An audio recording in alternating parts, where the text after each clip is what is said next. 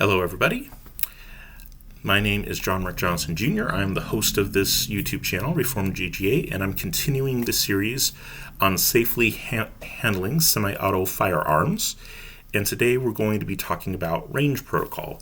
What I and my friends and family members, that when we go shooting, the things that we do as far as how we handle the range environment itself to keep us safe. First, let's talk about basic protective equipment. First, the protective equipment that you wear.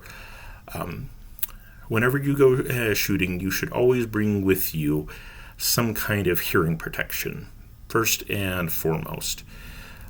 There are very few guns, especially unsuppressed guns, that do not operate at levels that are unsafe for human hearing. By the way, the limit for that for punctiliar sounds, all at once, and big sounds, that is, the unsafe level is basically anything above 140 decibels, and pretty much every centerfire handgun and rifle, when fired, is going to be above that limit. And because of that, having some kind of ear protection is going to be a necessary thing, at least if you care at all about preserving your hearing. What I have in this case here are a couple of little foamy earplugs, and the foamies are called so because they're made of foam and they squish. And to wear them, all that you do is you just roll the tip down, nice and tight shape, and then you insert that into the ear, hold it in place with the finger while it expands, and it usually takes a little while to expand. And once it's expanded, and you can feel that it is expanded and it's holding in place on its own, then you will have the benefit of that protection. The foamies are actually really nice because they actually have one of the higher decibel reduction ratings of different kinds of ear protection that are out there. The foamies usually reduce incoming noises by about 30 decibels. There are other kinds of hearing protection that are out there that will work, but in terms of maximum protection, the foamies are usually the best. And you will also see people use ear muff type ear protection, and one of the advantages that those have is a lot of them will be equipped with a little microphone, the more expensive ones that is, but they'll be equipped with a little microphone and a speaker that goes to each ear, and they'll take the outside sounds and they'll reroute it through the speaker to your ear so you can hear most things normally. But when the microphone picks up that a really loud sound is coming in, it cuts that part out, so you don't get the full blast, as it were, but you can still hear other things fairly normally. That's one advantage to the ear muffs, is being the electronic ones. The electronic ear muffs allow you to hear outside sounds fairly normally. And then there are also people who get really irritated with the in-ear earplugs. It's very uncomfortable for them, and so wearing something externally is a bit more comfortable. That can also be a thing. In addition to ear protection, another thing to consider is some form of eye protection. Anything that is rated for light impacts will work. You're not protecting against bullets. What you're protecting against is various forms of debris. Either coming from shots that hit and miss, hit things that weren't intended to be hit, especially hard things, because they can sometimes cause ricochets. And you should clear a shooting area before you start shooting of especially hard things to minimize ricochet risk and that kind of thing. But some protective eyewear that's impact rated is usually a good idea. Of course, they will sell these kinds of things at gun shops, but protective eyewear is actually pretty common in a lot of different areas, not just in terms of shooting. For example, a lot of people who do yard work have to deal with debris from the things that are being cut.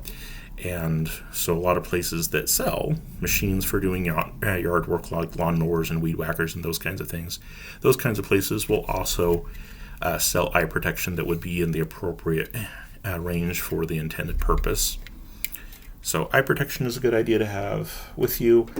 Another thing that is especially important for those of us who shoot outdoors in Idaho in the summer gets really dry and there's a huge fire risk. And like I said, you should give some thought into where you're shooting in terms of whether or not it's fire safe and those kinds of things.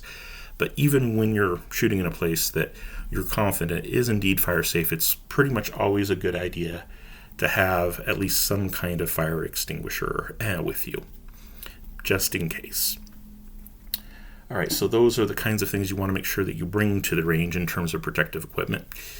Hearing protection, eye protection, fire protection are three fairly standard bits of protective equipment that you want to have with you.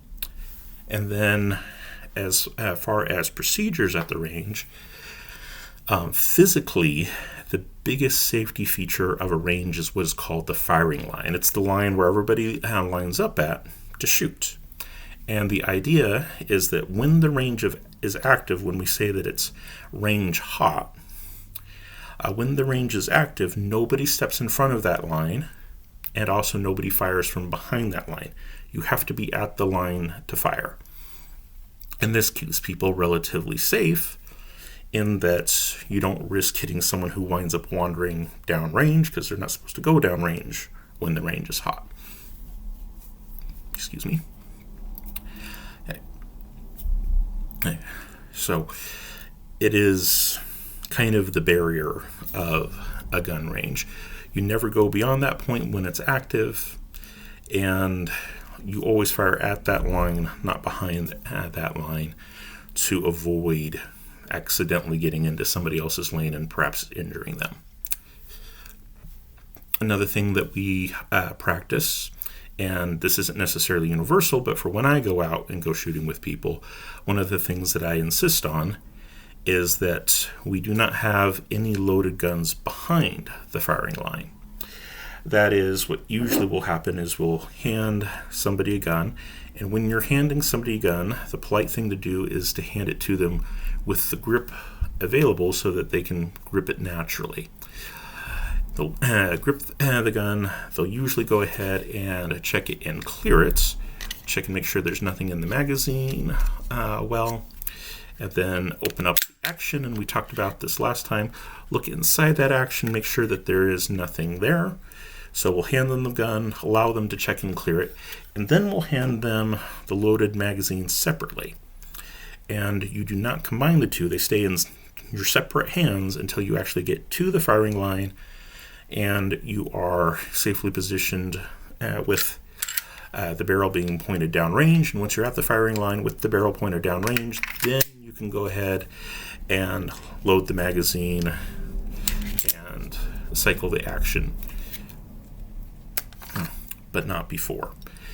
If you are behind the firing line, the gun and the ammo need to stay separate. Okay. So bring your protective equipment. Definitely earplugs. Eye protection is a good idea. A fire extinguisher is a really good idea. And then remember, once the firing line is established, nobody fires from in front of the line, nobody fires from behind the line. You fire at the line itself. And if the range is hot, there will oftentimes, when I go shooting, be somebody who is acting kind of as the range officer, just checking on things, making sure that things are safe, making sure that everybody knows what the condition of the firing range is, so on and so forth. And when everything has been set up and we're ready to shoot, whoever is acting as the range officer will declare that the range is hot, and then people can start shooting. But like I said, we usually hand them the gun and the ammo separately. When you're handed a gun, the correct procedure, hopefully it will be handed to you correctly with the grip so that you can grab it. The correct procedure once receiving the gun is to go ahead and check it, clear it yourself, and make sure there's no magazine in it. If there is, go ahead and remove the magazine, and then open up the action and check inside to make sure that there's nothing in the chamber, and then go ahead and leave the gun in its unloaded condition, have the ammo and the magazine in a separate hand, and with the two separately, then go up to the firing line. If you are a young person, a lot of times we will have an adult handle the gun and the magazine for you until you get to the firing line. And then Once you're there, you can shoot and all those kinds of things. And in terms of controlling the gun and grip and stance and those kinds of things, we'll talk about that in another video. But like I said, the main thing is make sure you bring your protective equipment. Make sure that you keep the guns that are behind the firing line empty. You don't load it until you're actually to the firing line. And of course, we only fire down range when the range is declared to be hot. That is, all of the targets have been placed, all of the people have come back from placing the targets, and so there's nothing down range that is going to be dangerous for us to shoot at. It's good to go. And then every so often, whoever is acting as the range officer will from time to time declare that the range is cold. And when they declare that the range is cold, that means we intend to stop shooting now so that people can go and trade out targets and things like that. In terms of paper targets, they usually have to be covered from time to time because you get so many holes in them that you can't tell where you hit anymore. If you have bouncing targets, those usually have to be brought in because they get shot and they get bounced further and further, and they get harder to hit as they go further and further, so they have to be brought back into a reasonable range, so on and so forth. So yeah, range cold means we don't shoot, and that is the time for people to go out and adjust their targets as necessary, or perhaps to see where their hits are, because if you're shooting a fairly small caliber at a great distance, it can be really hard to see exactly where your hits are landing. So it can also be a time to go and check your targets and see where you're hitting and how you need to adjust, so on and so forth. So range cold, we don't shoot. That's time for checking targets, adjusting targets, those kinds of things. When the range is hot, who's ever acting as the range officer will check and make sure that everybody has come in, that there's nothing dangerous downrange in terms of dangerous to shoot at, nothing down there that we're, as the basic safety rules say, you never should point your gun at anything that you're not willing to kill or destroy, so saying that everything downrange is fine if we happen to destroy it or kill it. So that's the difference between range hot, range cold. And then there is one command that is sometimes given by the range officer and can also be said by anyone who happens to be present. And that is because it is the primary way to get people to stop firing because there's a dangerous situation that has been noticed in some way, shape, or form. And that range command that lets you know that there is an immediate danger and you need to stop firing immediately, that range command is cease fire. Cease fire. If anybody yells at that command, whether they're the designated range officer or not, it doesn't matter if it's a 4-year-old kid or a 104-year-old adult or anywhere in between, if anybody yells out cease fire, you stop shooting, you clear the weapon, and you'll wait further instructions. Okay, what that means is that somebody, doesn't matter who, somebody's noticed something that they think is unsafe that could result in undue harm or injury or loss of property, and the range and everybody needs to stop firing at that point. If something unsafe is noticed, anyone has the right to call ceasefire.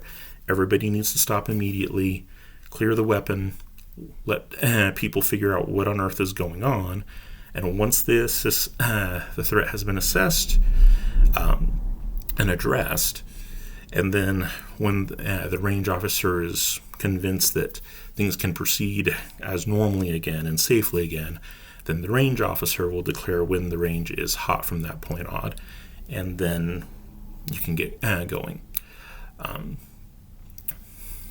So that's basically it in terms of the essential range protocols. Bring your safety equipment, earplugs, eye protection is a good idea.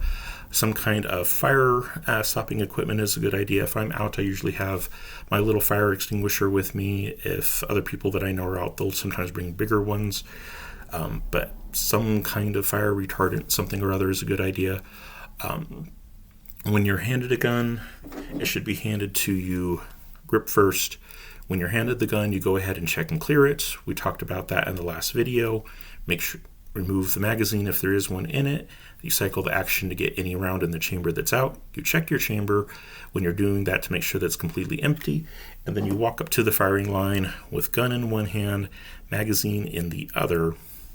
And you do not connect them until you're at the firing line and it has been declared safe and ready to fire. The range is hot, everything's good to go.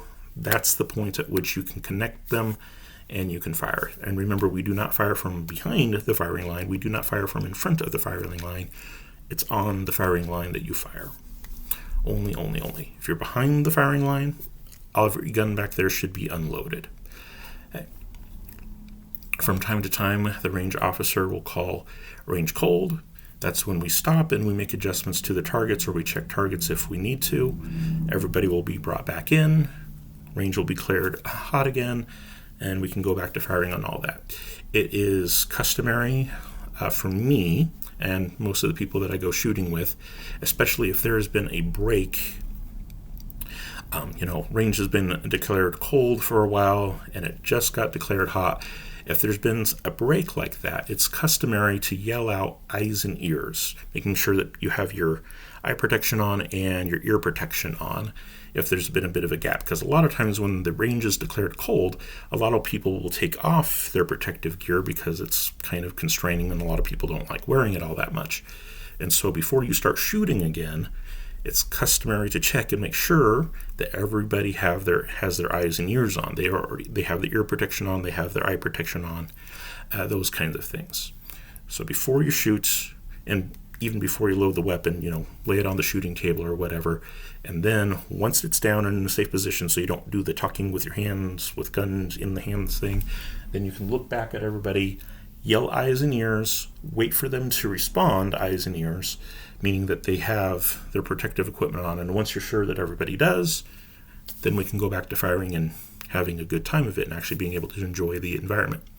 When you are done at the range, of course, all of the targets need to be collected and all those kinds of things.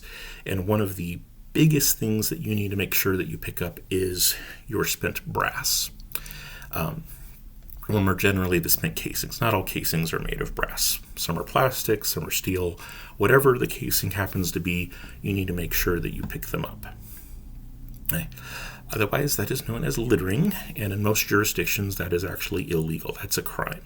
So you need to pick up after yourself, and that includes the spent brass. Another major danger at a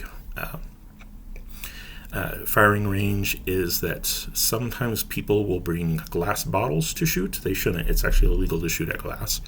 And the reason why it's illegal to shoot at glass is because, well, on one hand, broken bits of glass are very sharp and they can injure people and animals. But another very practical problem that glass presents is that if the sun hits it just right, it can kind of act like a magnifying glass, concentrating that light in one spot and produce a hot spot that can lead to a fire. So when you're done at the range, definitely make sure you pick up the brass and also address the glass as best you can. A lot of times it's not very convenient to pick up glass with equipment that a lot of people have, like say a garbage bag or something like that, because glass will rip through a garbage bag. And so if you're not able to pick it up safely, you don't have gloves for your hands, or what you would be putting it in is something that would get cut up by the glass, the best option in that case is to cover it with dirt so that light shining on it isn't going to get magnified and create a hot spot that would cause a fire. All right, so that pretty much covers it. All right, so bring your protective equipment with you, ear protection, eye protection, and usually something to put out any fires. Oh, I should also add that at the end, yes, we pick up our brass. We either collect or cover any glass that we find. And in addition to that, it's a good idea to wait for a little while before going home to make sure that no fires have started. Hot spots can smolder for a little while before they actually catch. And so it is a good idea to wait for a while, usually at least a half an hour once you've pulled everything in. And this can be while you're picking up brass and things like that. So it doesn't have to be over everything's done.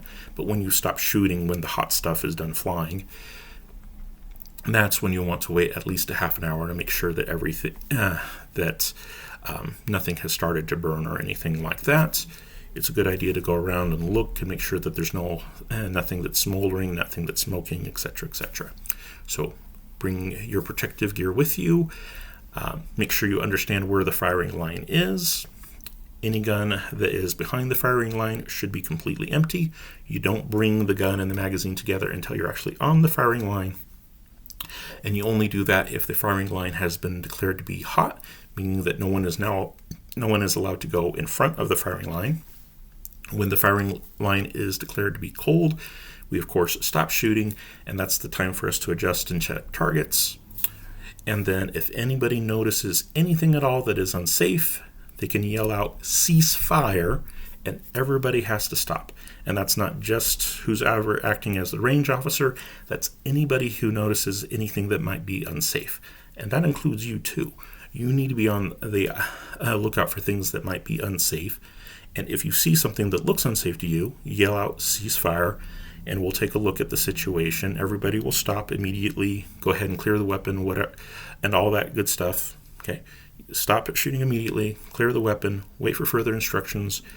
People will go and address the issue, and if it's safe to proceed once the issue has been addressed, then we declare range hot again. We're able to go back and have fun. If there's been a lull between people shooting and you starting to shoot again, it's customary to yell out eyes and ears so that people know that they need to have their protective gear on. And that's pretty much it. And at the end, make sure that you don't litter. Of course, collect your targets and all those kinds of things. Make sure that you definitely pick up your spent casings, and also address any glass that you find. If it can be safely collected, go ahead and collect it. If it cannot be safely collected, then try to cover it with dirt so that it doesn't become a fire risk. All right, that's it. Thank you guys for your time and attention. For those of you who are in Christ, go with God and be blessed. For those of you who are not, I pray that you would come to know him and to submit to him, because he's the only true sovereign and the only true Savior. Amen.